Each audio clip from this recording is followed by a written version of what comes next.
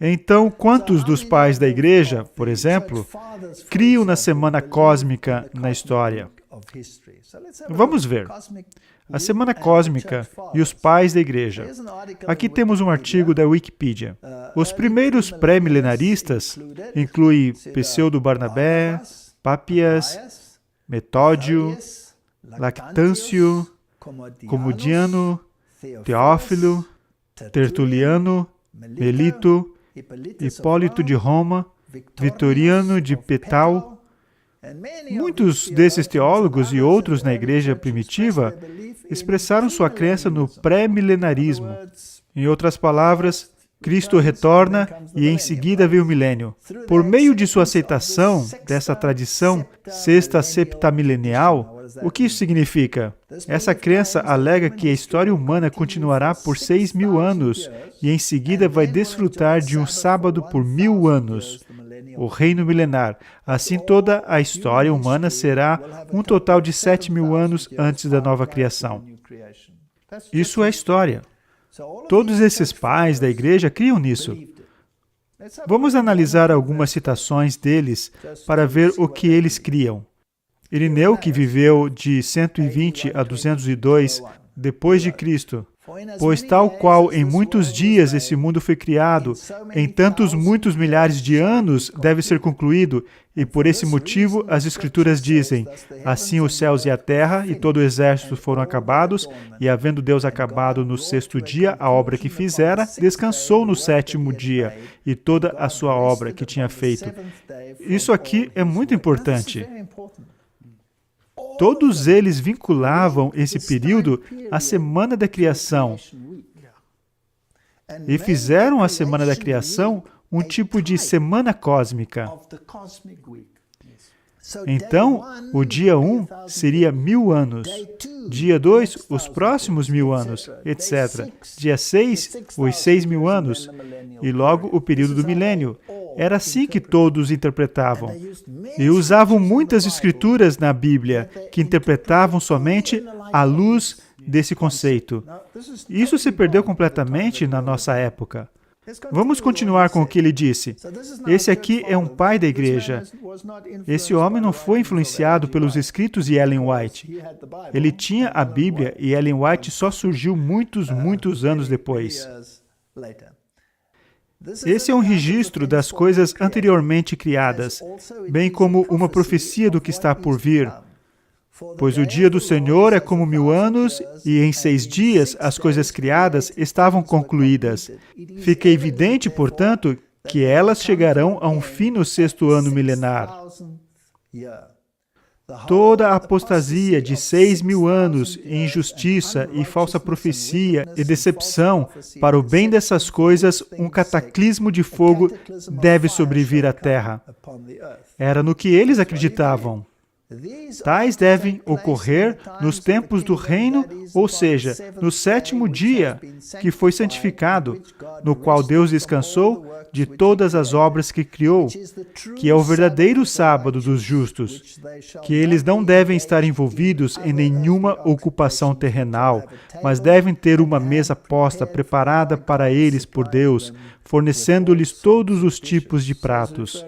Ele está se referindo ao período do milênio. Então, Irineu cria uma semana cósmica, 6.000 anos, 1.000 anos. Eis um outro importante, Hipólito. Não vamos analisar todos eles. Ele viveu de 170 a 236 depois de Cristo e escreveu: "E 6.000 anos devem ser concluídos, a fim de que o sábado possa vir, o descanso, o dia santo no qual Deus descansou de toda a sua obra, pois o sábado é o tipo." Viu? Era o tipo. E emblema do reino futuro dos santos, quais reinarão com Cristo quando ele vier no céu, como declara João no Apocalipse. Pois um dia para o Senhor é como 1.000 anos. Portanto, visto que em 6 dias criou todas as coisas, conclui-se que 6.000 anos devem ser cumpridos. É isso que os pais da igreja criam baseado somente na Bíblia. Eu quero saber no que os pioneiros da Igreja Adventista do 7º dia criam. Sabemos no que muitos dos reformadores criam, pois eles incluíram isso nas notas de rodapé, não é? Vamos analisar alguns dos pioneiros da Igreja Adventista do Sétimo Dia. Eu sei que isso não deveria ser falado, mas por que não? Se eu posso citar Irineu, por que não posso citar Wagner? Você se incomoda com isso? E ao profeta João, o anjo falou assim: E Deus limpará de seus olhos toda a lágrima, e não haverá mais morte, nem pranto, nem clamor, nem dor, porque já as primeiras coisas são passadas. E o que estava sentado sobre o trono disse: Eis que faço nova todas as coisas. Essa é uma referência, mais uma vez, à restauração pós-milênio de todas as coisas. O Éden é então totalmente restaurado. Aqui o rio da água da vida flui do Monte Sião. Aqui Adão reobtém a árvore da vida plantada ao lado do rio, que se divide em nascentes diferentes, como no princípio. Aqui novamente é o paraíso, o jardim que o próprio Senhor plantou há 6.000 anos. É nisso que eles criam. Aqui Abraão herda a terra de acordo com a promessa. Aqui é a cidade que ele buscava. Cada habitante o considera como pai. Aqui Moisés entrará nessa terra grandiosa que ele viu com o olhar de um profeta. Aqui Davi contemplará seu trono estabelecido para jamais ser derrubado, mas para permanecer como o sol enquanto durar os dias do céu. Aqui a companhia escolhida daqueles que foram redimidos da terra na volta de seu Senhor, que venceram a besta em sua imagem e a marca do seu nome, por estrita adesão aos mandamentos de Deus e à fé de Jesus, nos dias difíceis, quando todo o mundo foi vencido pela iniquidade prevalecente. Eles claramente criam na semana cósmica.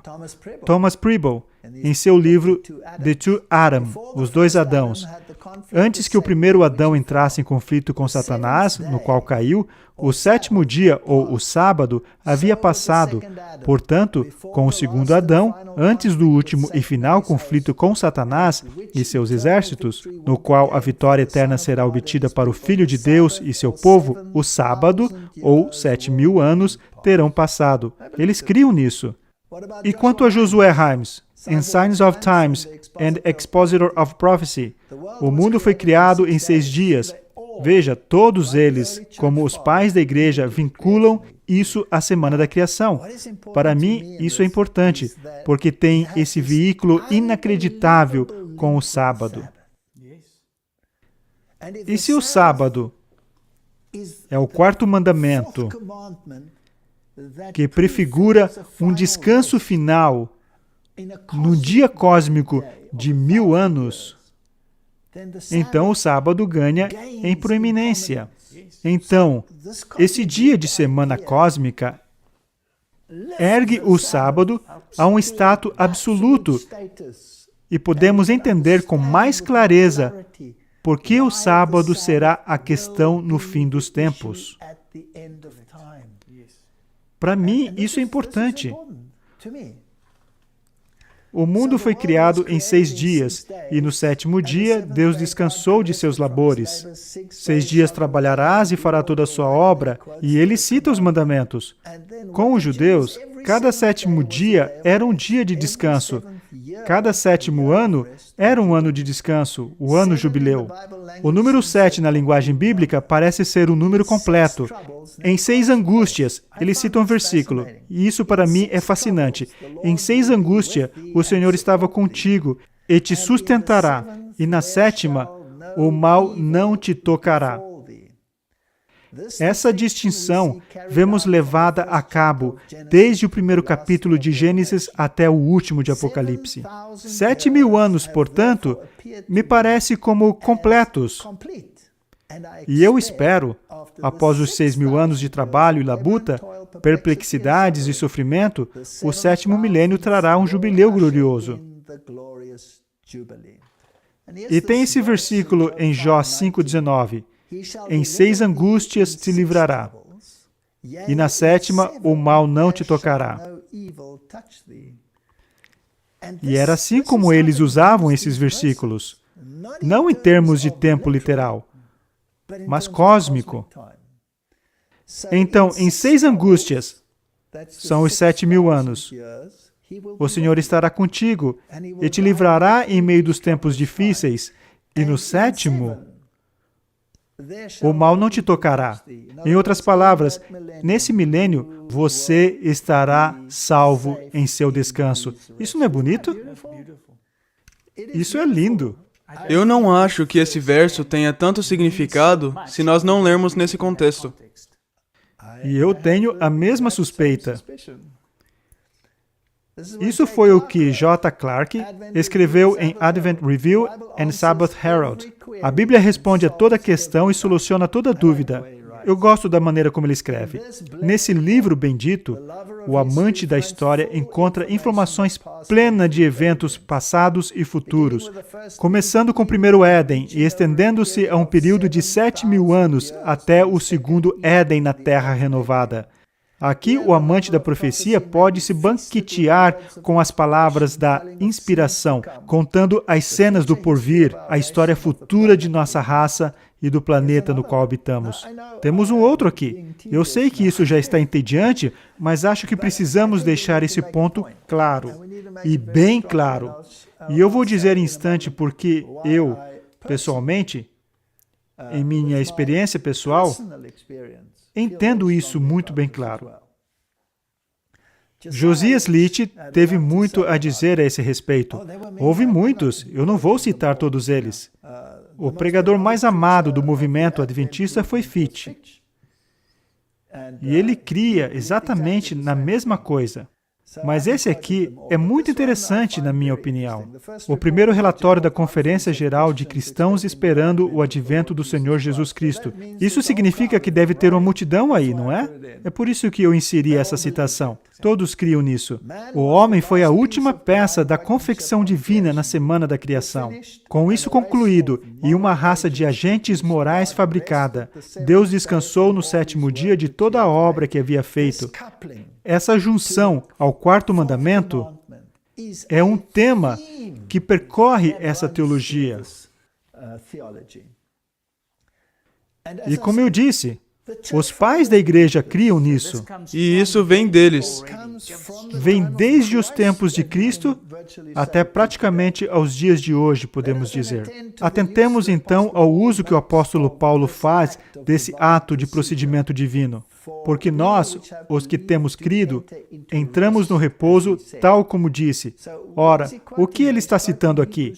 Ele está citando Hebreus 4, onde Paulo fala que temos um dia de sábado, mas está se referindo ao descanso no qual entraremos, que é uma referência ao descanso milenar. Mas muita gente usa essa mesma coisa para dizer que não precisamos guardar o sábado porque nós encontramos um repouso em Jesus. Isso mesmo. Mas aqui temos uma referência a esse período cósmico e milenar de 1000 anos de repouso. Em outras palavras, e repousou Deus de todas as suas obras. Ele está citando Paulo. O argumento é que, embora desde a fundação do mundo, um repouso foi proporcionado ao homem, ainda assim, aqueles e somente aqueles que creem vão herdá-lo. Ele também extrai dos textos que cita 3 inferências. Primeiro, que o descanso de Deus no 7º dia foi tipicamente profético. Isso é interessante, ou seja, não era uma profecia de tempo específica, era tipicamente profético, de um descanso futuro para seu povo fiel. Era baseado em um tempo literal e não em tempo profético, era uma marcação de tempo tipológica. Segundo, e que o descanso que Josué deu não foi completo, portanto permanece um descanso para o povo de Deus. Contudo, talvez se faça objeção, embora o sábado seja um tipo de descanso futuro que permanece para o povo de Deus. No entanto, isso não quer dizer necessariamente que haja uma profecia acerca disso. Mas analisemos esse ponto. Um tipo é uma imagem, uma representação de um outro e subsequente objeto. Será que a própria ideia de um tipo não pressupõe a existência subsequente de um antítipo? É uma boa pergunta. A menos que pressuponha, não pode ser um tipo. Assim, se o sábado é um tipo do descanso futuro para o povo de Deus, a promulgação desse tipo é uma profecia do antítipo. Portanto, conclui-se que a profecia e a profecia de um repouso futuro para o povo de Deus começou com o exercício do governo moral de Deus sobre o homem, o sétimo dia do início da criação. Dar a cronologia da profecia é traçar sua história de período a período, desde sua origem até sua consumação. Investiguemos, pois, mais especificamente o que o sábado prefigura e prevê. Essa é a questão do tempo do fim. E a Igreja Adventista do Sétimo Dia tem dito constantemente que o sábado será a questão. E as pessoas dizem, quem se importa se é esse ou outro dia? Isso não é tão importante assim. Será que isso não acrescenta notoriedade? Com certeza. Já vimos que isso prefigura um descanso futuro para o povo de Deus. Tem sido quase opinião universal da Igreja, tanto judaica como cristã, que o sábado prefigura uma condição gloriosa de repouso para a Igreja durante os 7.000 anos do mundo. Aqui ele diz de novo, os principais argumentos a favor disso são, em suma, os seguintes. Deus criou o mundo em 6 dias e descansou no 7º, e constituiu o sábado um tipo de descanso futuro. Portanto, podemos esperar que depois das angústias e comoções de 6.000 anos, haverá um descanso de 1.000 anos de todas essas angústias. A instituição dos sábados e jubileus entre os judeus tem sido considerada típica da mesma coisa. O terceiro argumento é de 2 Pedro, no qual ele diz que um dia é como 1.000 anos. O quarto eu creio ser o mais forte argumento, vem do capítulo 20 do Apocalipse, onde ele fala do reinado de 1.000 anos. Ou seja, se há um período de tempo específico que se refere ao repouso, ao milênio, então deve haver períodos de tempo específicos para os outros. Esse é o argumento dele. E ele conclui assim, com essas considerações, agora procederei para mostrar que a cronologia da profecia, conforme registrada na Bíblia, nos apresenta 7.000 anos desde o início do exercício do governo moral de Deus sobre o homem, até o período final da conquista de todos os inimigos de Deus. E quando Satanás, a morte e o inferno, com todos aqueles cujos nomes não estão escritos no livro da vida, serão lançados no lago de fogo, que é a segunda morte. É nisso que eles criam. Aqui temos algumas inferências interessantes. Adão morreu no primeiro dia. Gênesis capítulo 2, versículo 17 diz, é assim que eles pensavam, só estou acrescentando isso a título de interesse. Mas da árvore do conhecimento do bem e do mal, dela não comerás, porque no dia em que dela comeres, certamente morrerás. Ora, todos dizem, mas Adão não morreu. Então, como se interpreta isso? Aí dizem, mas ele morreu espiritualmente. Só que ele ainda continuou vivendo, não foi? Como esses reformadores e pioneiros pensavam a esse respeito? Ele estava se referindo ao dia cósmico, que representa 1.000 dias. Então, no dia em que dela comeres, certamente morrerás. Será que ele morreu no primeiro dia cósmico? A resposta é sim. Na verdade, nenhum dos antediluvianos chegou a 1.000 anos de idade. Todos morreram antes disso. Assim, todos morreram no primeiro dia cósmico, se desejar chamá-lo assim. Tem também esse versículo aqui, Oséias 6, 1 e 2. Vinde e tornemos ao Senhor, porque Ele despedaçou e nos sarará, feriu e nos atará a ferida. Depois de 2 dias, nos dará a vida, e ao terceiro dia, nos ressuscitará e viveremos diante dele. Muitos gostariam de dizer que isso é uma referência à ressurreição. Mas também podemos dizer, como essas pessoas entendiam, que depois de 2 dias nos dará vida, ao terceiro dia nos ressuscitará e viveremos diante dele. Então diriam que deve haver um dia cósmico de 2 dias até a volta de Jesus. Isso deve ser 2.000 anos e em seguida virá o milênio. Quero falar um pouco sobre minha experiência pessoal. Por que eu me interessei sobre isso? Eu mencionei na primeira palestra. Isso se deve ao debate evolução-criação. Por que não é algo comum falar sobre essa questão? Por que é que as pessoas ficam tão agitadas com isso, a ponto de não se poder falar em tom que não seja de sussurro sobre esse assunto? Os pais da igreja criam nisso. Os pioneiros criam nisso. Está em descrédito. Falamos o motivo. Mencionamos a LXX, a Septuaginta, como um dos motivos. A alta crítica que ridiculariza a Bíblia porque não é consistente, jogando um manuscrito contra o outro. Não temos que seguir esse caminho. Temos que determinar que há uma linha correta e uma falsa. E nós nos apegamos à linha correta para não nos confundirmos com todas essas supostas contradições. E o terceiro ponto que eu mencionei foi a evolução.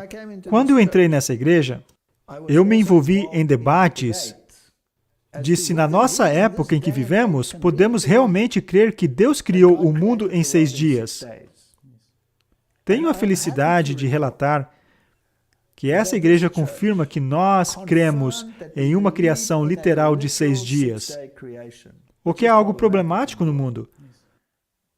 Mas havia uma outra questão que não foi tratada, que é sobre qual a idade da Terra. E então, havia tantas opiniões quanto a quantidade de pessoas naquela época. Eu pensava que se tratava de milhões de anos.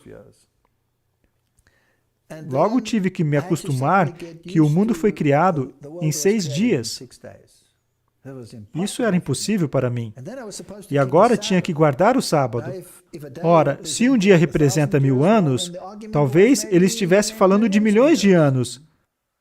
Sabe, mas tudo estaria fora de sincronia na semana da criação. Tudo está desincronizado. As plantas que surgem antes do Sol, será que ele vai aguardar outros milhões de anos para que o Sol apareça? Os mamíferos aquáticos estão no oceano antes dos mamíferos terem se desenvolvido de fato. Tudo está fora de ordem.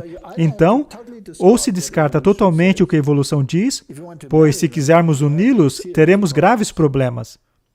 Temos também a questão da idade. E o argumento é claro, a datação radiométrica. Talvez você possa colocar um link dessas discussões sobre a datação radiométrica quanto ao motivo pela qual não são válidas. São baseadas em suposições. São sempre baseadas em isótopo mãe, que decai a um isótopo filha, e a pressuposição é sempre que o isótopo mãe era o único que estava presente na rocha. E que o isótopo filha não estava lá, pois precisava decair-se até o isótopo filha. Então, a suposição é que sempre havia somente a mãe, sem a filha. Se encontrarmos muitas filhas, devemos supor que tenha levado, qualquer que seja a idade, tantos milhões de anos para se chegar até a filha. E se já houvesse filha na rocha desde o início? Todo animal no mundo estava lá. Por que essa não estaria? Urânio com chumbo? Por que eu devo supor que havia urânio, mas não chumbo? Então, a suposição determina a idade de alguma coisa. É baseado numa suposição. Posso dizer a idade da Terra? Não, não posso. Na época de Darwin, ninguém usava a datação radiométrica. Nem tinha sido inventada. Então, o que eles tinham? Tinham observações de camadas filhas.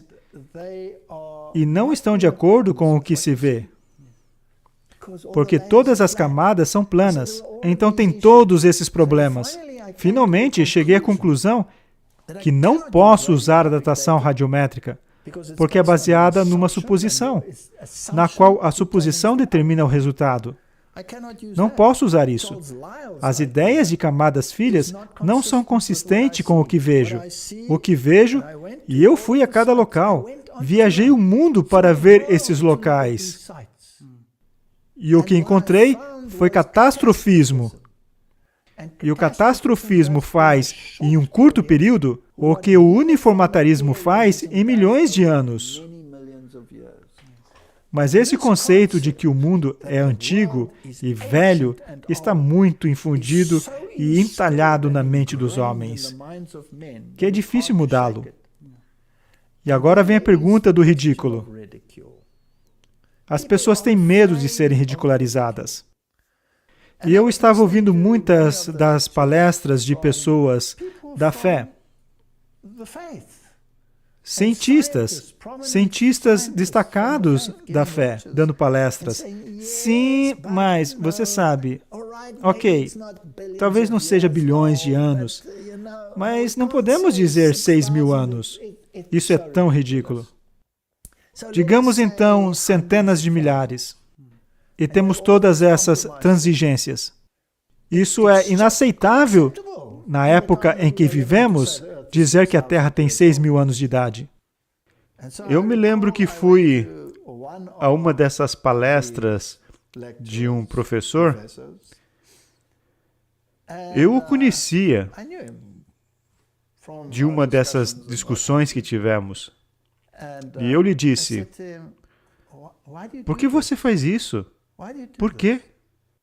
Por que está dizendo centenas de milhares de anos, quando a Bíblia diz 6.000 anos? E tudo é baseado, todo o critério que estamos usando para estender o tempo é baseado em suposições. E a ciência, devidamente compreendida, mostrará que a Bíblia é verdade e que tudo teve um falecimento aquoso, que houve uma catástrofe, um dilúvio, e que as características que vemos são consequências dessa catástrofe e não de longos períodos de tempo, de acordo com o uniformitarismo. Então, por que você está dizendo centenas de milhares de anos?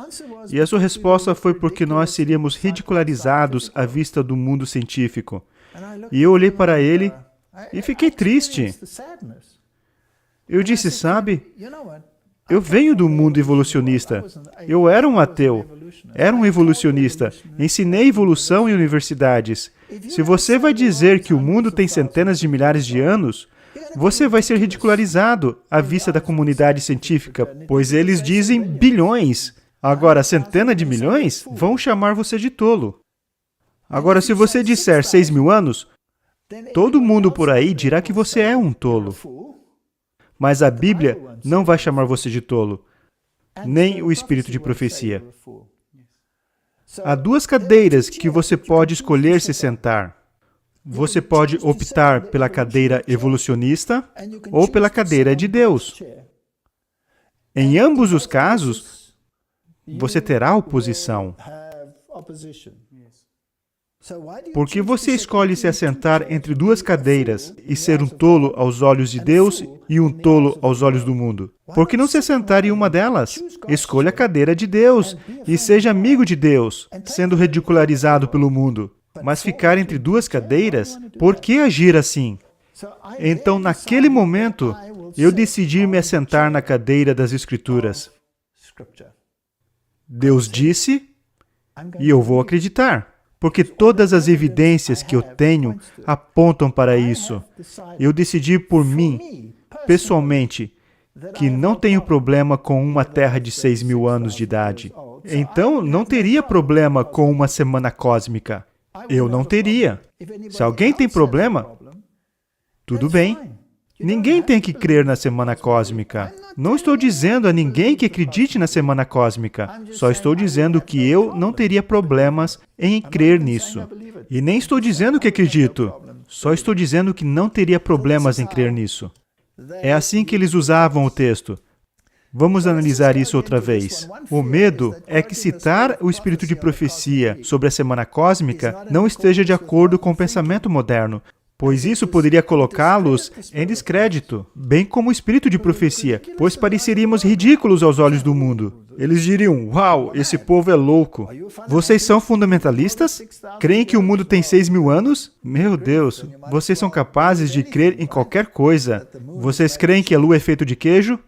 Então, por outro lado, se a Bíblia contém esse conceito, então qualquer profeta verdadeiro estaria em harmonia com ele, não é certo? E sendo assim, a questão não colocaria o profeta em descrédito. Pelo contrário, se a Bíblia diz 6.000 anos, e todos os pais da igreja criam nisso, e surge um profeta dizendo que não é 6.000 anos, então quem está em descrédito agora? Exatamente, a Bíblia. E o sábado é um tipo de repouso final. Ezequiel 20:12 diz, e também lhes dei os meus sábados para que servissem de sinal entre mim e eles, para que soubessem que eu sou o Senhor que os santifica. A terceira mensagem angélica, o que ela implica? Várias pessoas me escrevem perguntando se a mensagem da justificação pela fé é a mensagem do terceiro anjo, e respondi-lhes, é verdadeiramente a mensagem do terceiro anjo. Esta mensagem devia pôr de maneira mais preeminente diante do mundo o Salvador crucificado. O sacrifício pelo pecado de todo o mundo apresentava a justificação pela fé no fiador. Convidava o povo para receber a justiça de Cristo, que se manifesta na obediência a todos os mandamentos de Deus. Então, quando pregamos 3 mensagens angélicas hoje em dia e dizemos, não aceitem a marca da besta, não acredite no falso sábado que não lhes dá o registro preciso do que Deus fez, que Ele criou e redimiu você. Sim, isso contém a mensagem. Não aceitem um mandamento falso. Mas por quê? Porque Ele é que nos santifica, pois Ele é que nos criou. Ele é quem tem a prerrogativa de nos dizer qual é a verdade. E ao guardar o sábado, estamos dizendo literalmente ao mundo, eu creio no que Deus disse. É o que fazemos. E aceitamos a autoridade dele em nossa vida. Então alguns me dirão, então quer dizer que você acredita que Deus criou o mundo em 6 dias e que descansou no sábado? E eu vou dizer sim, e eles dirão, você é um tolo, porque o mundo não foi criado em 6 dias, levou milhões e milhões de anos. E eu direi, lamento, mas eu sento numa cadeira onde creio em Deus e não na ciência, nesse caso em específico. Vamos entrar em problemas. Então, quando pregamos isso, estamos dizendo que Cristo está vindo em um dia específico? Eles sempre dizem que essas 3 mensagens angélicas não podem se sustentar sozinhas quando estão falando sobre a semana cósmica. A semana cósmica é uma questão separada. É o que os reformadores criam. É o que os pais da igreja criam. É uma questão separada. É uma tipologia que vem com um pano de fundo, mas não significa que o tempo que ele prevê vai ser o tempo exato em que Cristo virá. Pois não podemos prever esse tempo exato.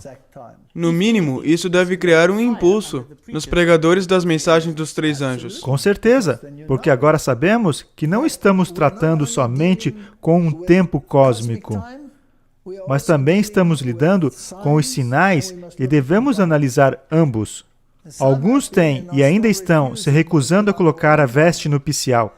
Ainda veste sua roupa de cidadão e desprezam o traje tecido no tear do céu, que é Cristo, justiça nossa.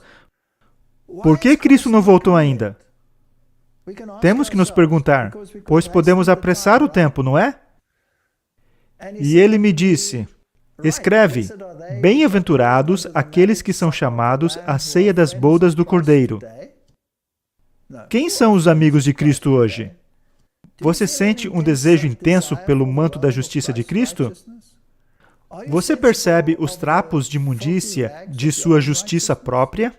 Então permita que a verdade entre em sua vida prática. Se for amigo de Cristo, demonstre-o em palavras e em espírito. Manifeste amor a Jesus e amor pelas almas por quem Cristo morreu.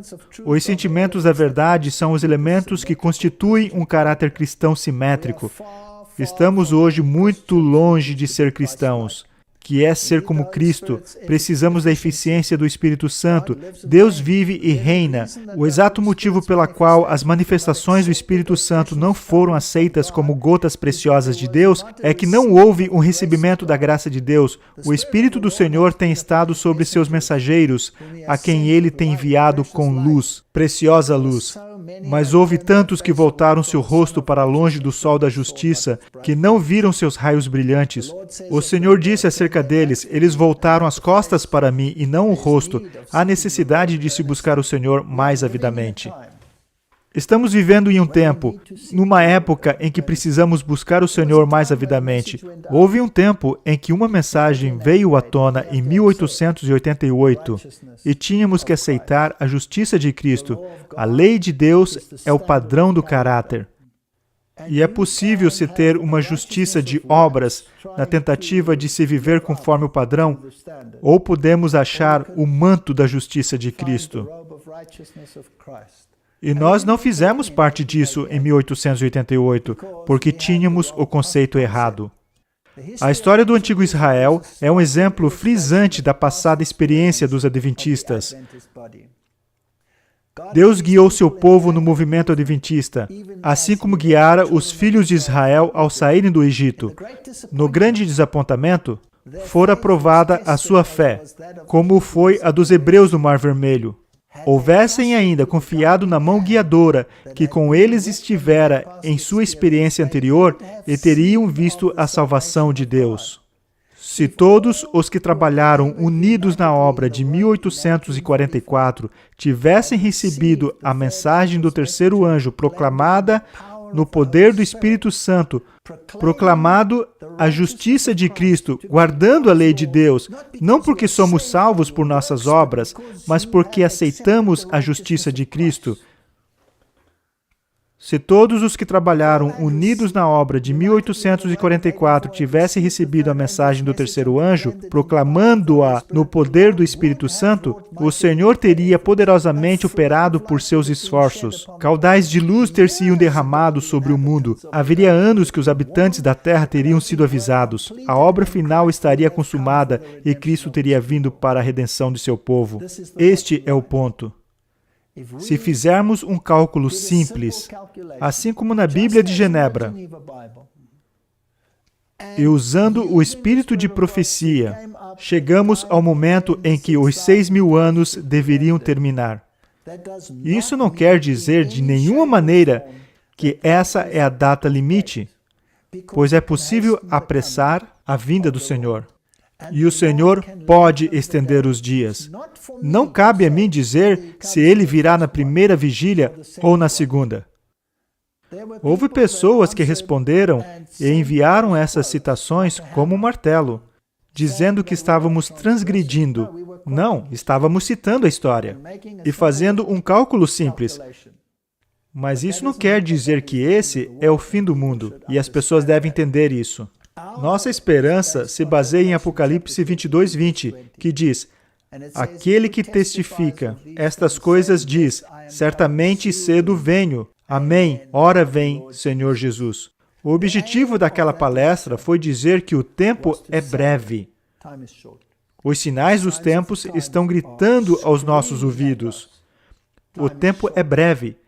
Até mesmo a semana cósmica, se crermos no que a Bíblia e o Espírito de Profecia dizem, independentemente se você desejar calcular dessa data ou daquela, isso é irrelevante. O ponto é que o tempo é breve. Até mesmo esse período está chegando a um fim, o qual Deus pode estender, pois Ele é Deus, e Deus pode abreviar, como temos visto, pois Ele é Deus. Mas dizer que não há nada, não há nenhum sinal, ainda pode ser daqui a 100 anos até a vinda do Senhor, ou talvez nunca aconteça, porque a igreja não está pronta. Então estamos como o catolicismo romano e somos amilenistas, o milênio não vai vir. Então todos os santos estarão na sepultura por todo sempre. Isso não é bíblico. O que estamos dizendo é que o tempo é breve. Não coloquem palavras que não foram ditas na minha boca. Isso foi declarado repetidas vezes. E sim, nós também conhecemos todas as outras citações. E nós as mencionamos. Eu não creio que fizemos isso na primeira palestra. Espero que isso esclareça a questão. Um pensamento que acaba de vir à minha mente sobre um dos motivos pelos quais o Senhor usou o ano 27 depois de Cristo. Para mim, pessoalmente, o que eu extraí disso é que Satanás confrontou Jesus no deserto. E onde Adão não teve sucesso no Éden, Jesus teve no deserto. Então a sua vitória sobre Satanás e o pecado foi ali. E ele pagou pelos pecados do mundo na cruz. E é por isso que isso esclareceu muita coisa para mim. Novamente, Se as pessoas quiserem divergir e encontrar um período de tempo diferente, é prerrogativa delas. Ninguém vai argumentar contra isso. Será que mudará algo se tivermos mais tempo ou menos tempo? Não, não vai mudar. Não é esse o ponto. O ponto é que o tempo é breve. Somente uma questão final que acabou de surgir é que as pessoas mal interpretaram o que o Senhor disse, e eu os motivo a analisar novamente a sua palestra, de 1 hora e 58 minutos, é que o tempo limite que o Senhor menciona, e que Ellen White estava descrevendo, e que eles estariam ajuntando as armas e fazendo as coisas, será provavelmente cortado do período de 6.000 anos. E esse pequeno tempo que será cortado aqui, será acrescentado novamente no final dos 1000 anos do milênio de paz, para compor os 6.000 anos novamente. Sim, isso provavelmente complicou as coisas para algumas pessoas. Foi uma suposição. E eu acho que, em minha opinião, uma opinião muito lógica, se tivermos 6.000 anos, e mais uma vez, quero reiterar, não sabemos exatamente, na providência de Deus, se Ele vai estender ou abreviar isso. Não quero entrar nisso outra vez. Mas o período de tempo, do tempo de transgressão, do tempo de guerra contra Deus, ocorre depois do milênio. Porque Satanás cria um exército. Eu só estava sugerindo que esse período de tempo pode ser cortado de antes e acrescentado ao fim, a fim de que o tempo total que ele guerreia contra Deus seja de 6.000 anos. E chegando à conclusão, a 7.000 anos, e não mais de 7.000 anos, a não ser que Deus decida. A menos que Deus decida estender. O tempo é dele, está a seu critério. Uma questão final, antes de encerrarmos essa discussão. Algumas pessoas dirão, se tem tão pouco tempo, então é melhor eu desistir. Não vou conseguir me preparar. Somos ensinados que nossa justiça é a justiça de Cristo.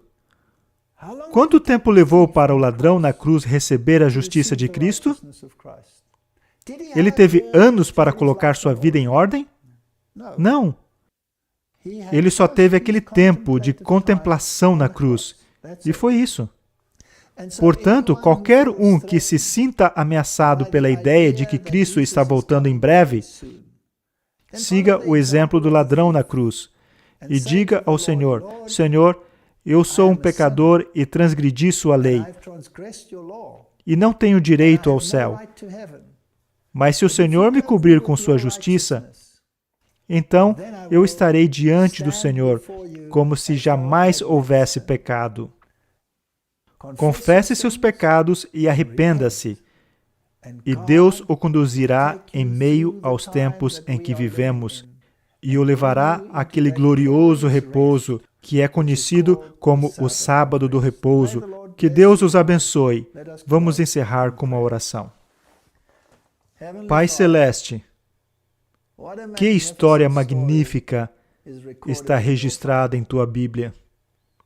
Uma história de dor, de pesar, uma história de grande sacrifício. O maior de todos os sacrifícios é o sacrifício do Filho de Deus. E por causa desse sacrifício, todos temos acesso ao trono de Deus. Ajude a todos os que escutam a aceitá-lo, a dizer, Senhor, revista-nos de sua justiça. Remova nossos trapos de imundícia e dá-nos acesso ao Teu repouso. Em nome de Jesus. Amém. Obrigado por assistir esse vídeo.